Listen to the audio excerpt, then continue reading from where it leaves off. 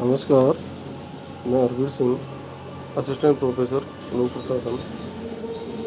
आज हम सचिवालय निदेशालय के संबंधों की चर्चा करेंगे। सचिवालय और निदेशालय में क्या संबंध है, कैसे काम करते हैं, क्या अंतर हैं, सचिवालय क्या काम करता है और निदेशालय क्या काम करता है, सचिवालय किस तरह का उपकरण है और निदेशालय किस तरह का उपकरण है, इसके बारे में हम चर्चा करेंगे।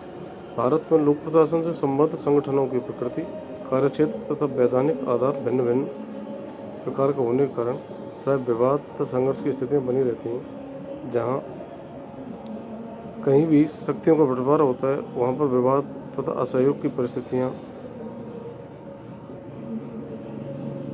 प्रकट होने लगती हैं। केंद्र राज्य संबंध, मंत्री सचिव संबंध तथा सामान्य को विशेषज्ञ संबंध ऐसे ही कुछ उदाहरण हैं। सामान्य को विशेषज्ञों से संबंधित विवाद मुख्यतः सचिवालय निदेशालय के संबंधों से जुड़ा हुआ है। सचिवालय में कार्य करने वाले सचिवालय ऐसे प्रशासनिक अधिकारी होते हैं जो किसी विषय विशेष में तकनीकी क्षमताएं प्राप्त नहीं होते हैं, बल्कि भारतीय प्रशासनिक सेवा, राज्य प्रशासनिक सेवा अथवा अन्य सामान्य सेवाओं के ऐसे प्रशासनिक अधिकारी होते हैं जिन्हें किसी भी विभाग में नियुक्त किया जा सकता है। आज हम सचिवालय और निदेशालय में अंतर के बारे में चर्चा करेंगे। इसी बात का स्पष्ट उल्लेख होगा कि सचिव और निदेशालय में निदेशक में कार्य प्रकृति में और नेचर में क्या अंतर है। सचिवालय शीर्षस्थ प्रशासनिक निकाय है। निदेशालय सचिवालय की अधीनस्थ संस्था है। सचिवालय में सामान्य प्रशासनिक सेवाएं निष्पादित होती हैं। निदेशालय में विशेषज्ञ प्रशासनिक सेवाएं भी निष्पादित होती हैं। सचिवालय के अधिकारी सचिव कहलाते हैं। निदेशालय के अधिकारी निदेशक या नियंत्रक या संचालक कहलाते हैं।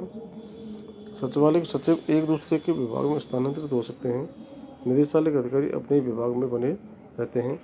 सचिवालय उच्च स्तरीय नीति, कार्यक्रम निर्माण तथा नियंत्रण संस्था है। निदेशालय द्वारा नीतियों या कार्यक्रमों का क्रियान्वयन होता है। सचिवालय में स्थित कोई भी विभाग अपने निदेशालय, अधीनस्थ संस्थाओं तथा मंत्री के मध्य कड़ी का कार्य करता है। निदेशालय अपने अधीनस्थ उपकरणों एवं सचिवालय के मध्य कड़ी का कार्य करता है।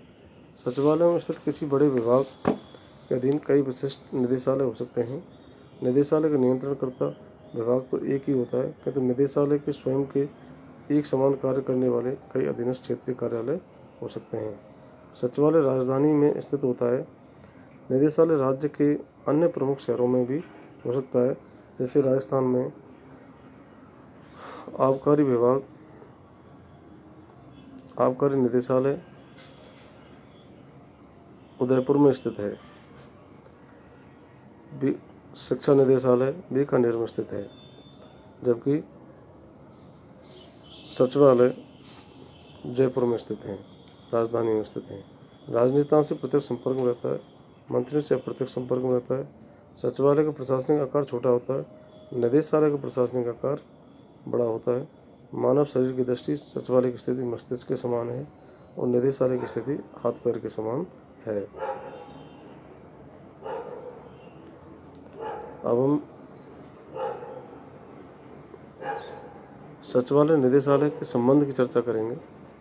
निदेशालय स्तर पर प्राय प्रशासनिक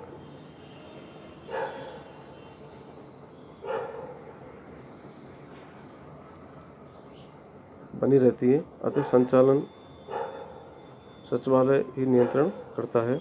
सचिवालय प्राय निरंकुश एवं केंद्रीय सत्ता का सा व्यवहार करता है। मंत्री महोदय तथा सत्तारूढ़ दल की इच्छा अनुसार कार्यक्रम बनाना सचिवालय का दायित्व है। सचिवालय के अधिकारी को तकनीकी समस्या का स्पष्ट ज्ञान नहीं होता, अतः वे अपनी नीति केवल निदेशालय पर थोपते हैं। नंबर 3, निदेशालय स्तर पर प्रत्यायोजित शक्तियों में निदेशालय काम में नहीं लेते तो अधिक शक्तियों का क्या औचित्य है। निदेशालय वाले क्या कहते हैं, कार्यक्रम में सरलता तथा स्पष्टता लाने के लिए निदेशालय के पास पर्याप्त शक्तियाँ नहीं हैं। नंबर 4, निदेशालय के तकनीकी अधिकारी प्राय संकीर्ण मानसिकता प्रदर्शित करते हैं। सचिवालय के वितरमान तथा पदसोपान उच्च स्तर के हैं, जो निदेशालय के प्रति अन्याय है। सचिवालय में किसी संवर्ग, सेवा या पद के प्रति स्वार्थ नहीं होता, अतः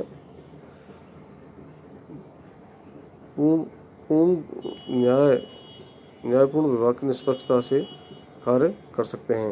महत्वपूर्ण निर्णय लेने में सचिवालय असाधारण देरी करता है। नंबर 6, निदेशालय द्वारा प्रस्तुत कार्यक्रम, प्रस्ताव व योजनाएं अपूर्ण तथा अव्यावहारिक पाई जाती हैं। कार्यक्रम, नीति, कानून तथा योजना निर्माण में निदेशालय की भूमिका सीमित होती है। इस प्रकार हम कह सकते हैं सचिवालय और निदेशालय दोनों सरकार के महत्वपूर्ण अंग हैं। यहाँ सचिवालय मस्तिष्क के रूप में काम करता है, वह निदेशालय हाथ पैर के रूप में कार्य करता है। ना तो सचिवालय के द्वारा सारे कार्य किए जा सकते हैं और ना ही सारी योजनाओं के लिए नीति निर्माण का कार्य निदेशालय द्वारा किया जा सकता है। अतः एक दूसरे के सहयोग के द्वारा ही कार्य किए जा सकते हैं। यही, धन्यवाद।